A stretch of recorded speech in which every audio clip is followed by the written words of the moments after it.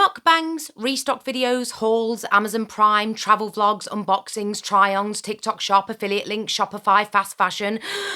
It goes on and on and on. And they all have one goal: to keep you consuming mindlessly. All you have to do these days is open any app or watch any show and you will be bombarded with advertisements, encouraging you to discover, browse and buy. TikTok users can even now purchase Amazon products directly from the platform without even needing to leave the app, creating a frictionless shopping experience. But you know what? Sometimes friction is good.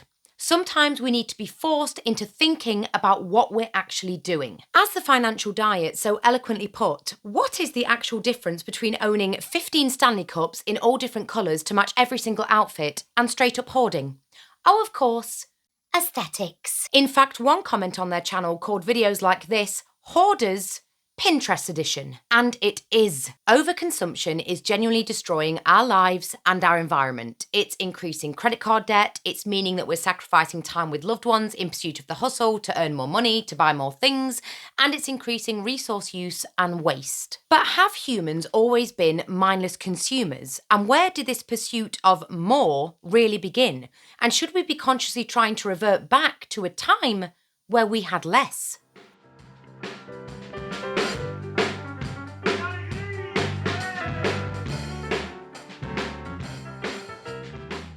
Apologies if you can hear hoovering in the background. My mum has took it upon herself to do a big clean. It is said that the notion of humans being consumers first took shape before World War I, but became commonplace in America in the 1920s. However, in 1899, sociologist Thorstein Veblen coined the phrase conspicuous consumption in his book, The Theory of the Leisure Class. This describes the consumer practice of buying and using goods of higher quality, higher price, and in greater quantity than is practical. Spending money on luxury commodities to display economic power or maintain a social status. Now think about that concept for a moment and just look at the world today. Even now, the masses continue to watch the rich with a mixture of aspiration, envy, and contempt. And this is greatly exacerbated by our use of social media.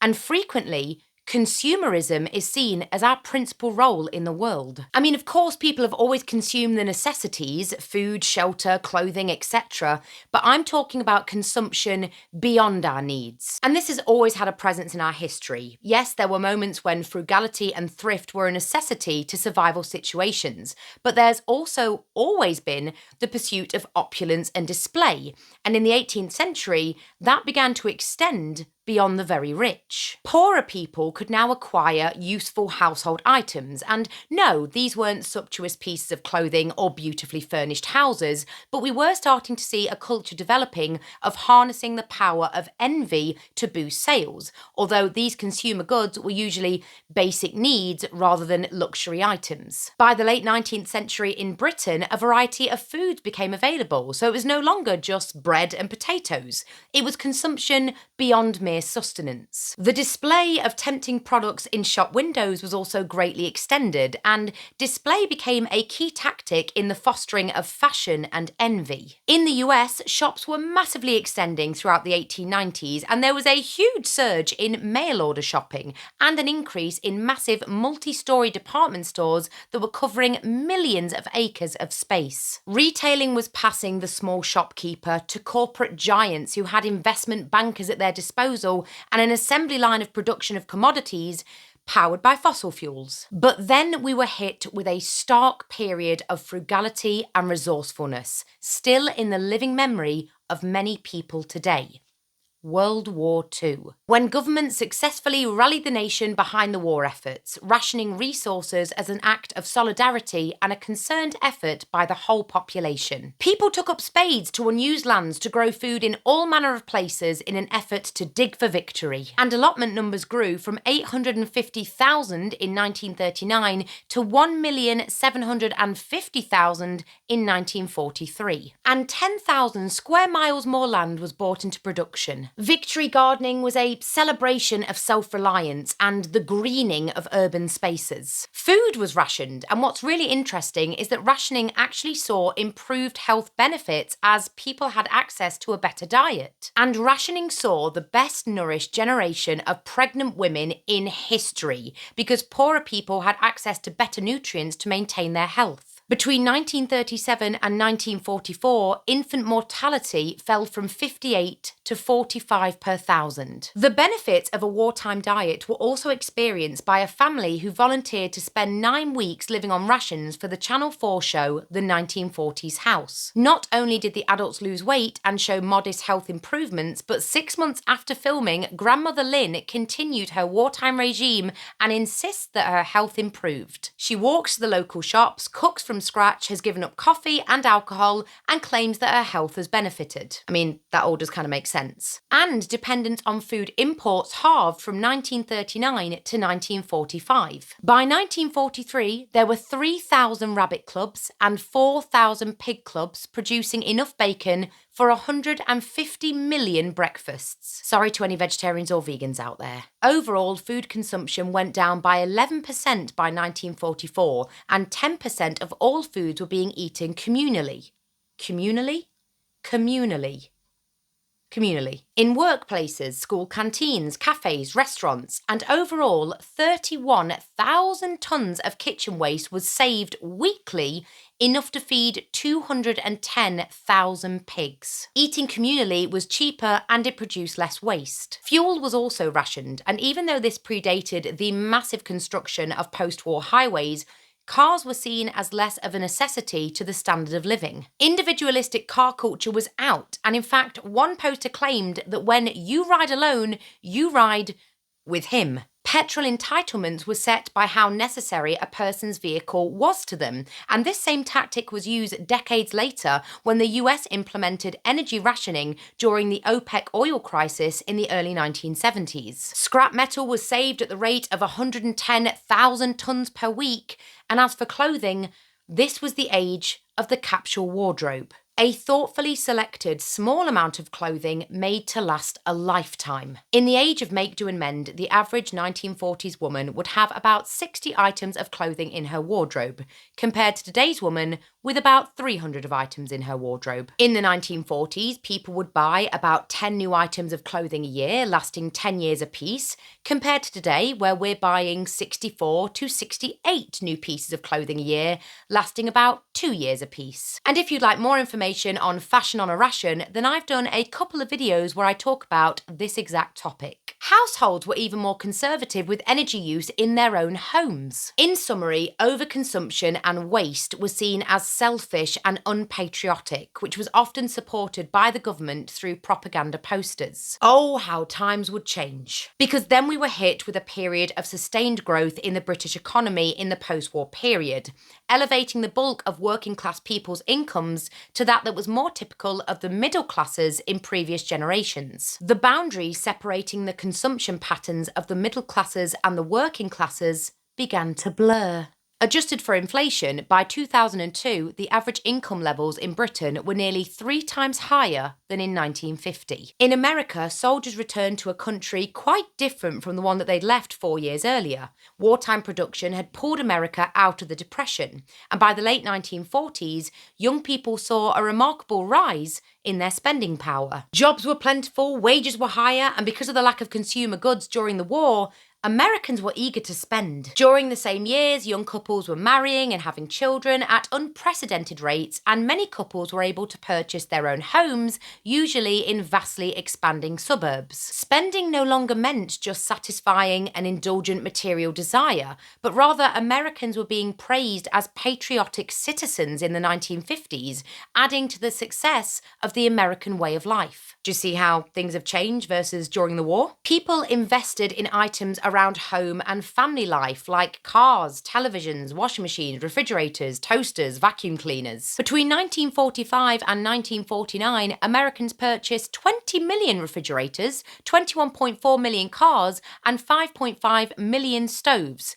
a trend that continued well into the 1950s. But here's the kicker. Because these items were centered around domestic and family life, they upheld the values of pragmatism, and so they kind of negated the idea of opulence and luxury or the fear that spending would lead to decadence. And with all of these things that defined the good life within economic reach, working class people could achieve the upward mobility that they'd always craved. The divide between rich and poor was getting narrower, which is a good thing, right? Actually, it's a bit more complicated than that. Acquisition and consumption was starting to be seen as a means of achieving happiness, and the phenomenon of luxury fever was born. The desire to emulate the lifestyles of the very rich often outpaced the growth of income, so that even the very wealthy actually felt poor. But income was increasing, and so the lifestyles of the rich that were previously seen as out of reach to ordinary people were now seen as more obtainable.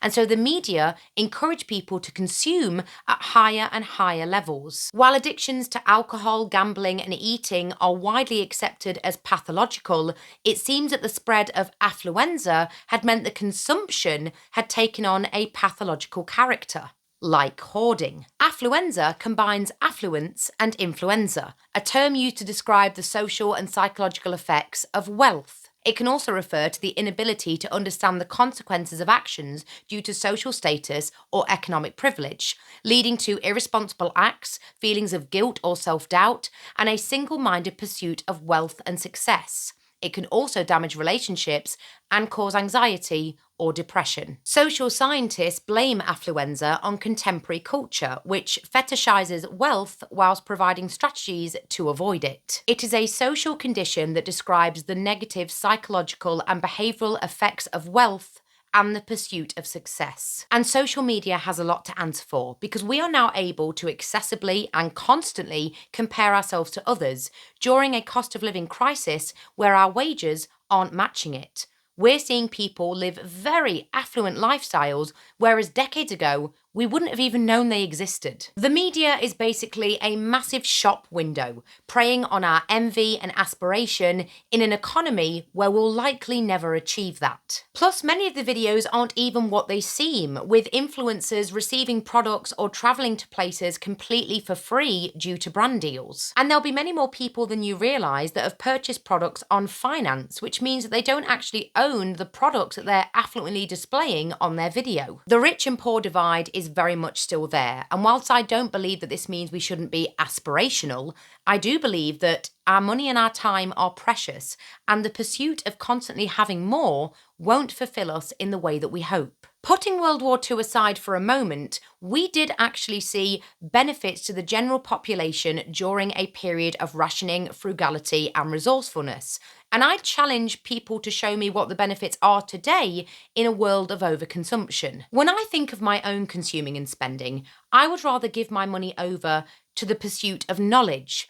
Education, nutrition, fitness, courses, books, articles, PDFs, journals, plays, gardening tutorials, things that will fulfill me in the long term. On Christmas Day, I soft launched my new membership website, and I was met with a few comments, all said with kindness, suggesting that it would be better if I earned an income from YouTube sponsorships, ads, affiliate links, and all that kind of thing. And absolutely, that would be so much better. I do not want to be a person that turns to my audience for my main stream of income, and I don't think I ever will. That's not what the membership is being born for. It's not to replace my livable wage. But the problem is, if I had accepted some of the sponsorships that I've had only very recently, for example, I might have a bit of pocket money tucked away. But all of the brands that have approached me don't align with my ethos or the morals that I try and uphold in my life. And if I know my community well, I don't think that the brands that have approached me thus far, things may change, align with your values either. And if I did a video promoting those products, it would be so jarring. Only very recently, between you and me, I had an approach from a very well-known brand, and when my agent told me the fee that he was going to be putting forward, my jaw dropped. But I knew in my heart of hearts that I was never going to be able to promote this brand because it was just so off the wall for my content, and it's not a brand I want to get behind, and it's not a brand I particularly believe in. I want to be in control as a creator, and if I promote something to my community, I need to at least believe in the ethos of that company or be excited about the product. And so I said to myself, how can I keep control and keep expanding my content and what I have to offer? Because it's not all just videos, I am also a writer. And I also wanted to give people an optional extra to support me while still having the resources to make free content on YouTube and continue to remain authentic. And so I thought the only way that I can do all of that is to do it myself by doing my very own membership, which is all mine. There's no third parties involved. It's just me and you if you want to be involved. But again, absolutely no pressure. It's not even launched yet, so just disregard that entirely. That way people can actively choose if they want to go and invest in me. I am not creating a frictionless shopping experience. I want to deliberately challenge people and invite them over, but the choice is absolutely yours. I mean, for goodness sake, the price isn't even ironed out yet because I haven't asked my audience yet what people would be willing to pay and what they feel would be manageable. But yeah, as far as sponsorship goes, I'm not saying I'll never do a sponsorship. It's just that I haven't found a sponsorship yet that is quite the right fit. If I'm going to make a video about the benefits of underconsumption and throwing it back to the rationed era of the 1940s and the dangers of overconsumption, I certainly don't want to be throwing products in your face week by week. And so, although I strongly hope that we are never put in a position where rationing is enforced on our population, particularly in a bid to maintain a war effort, I do feel that our world has gotten lost in a sea of more is better and a constant search for an instant, affluent dopamine hit. I know I bang on a lot about this particular period of history, but there is so much that World War II can teach us today. And in my next video, I'll be talking about the 40-hour work week and our work-life balance throughout history, another skewed given in the modern age.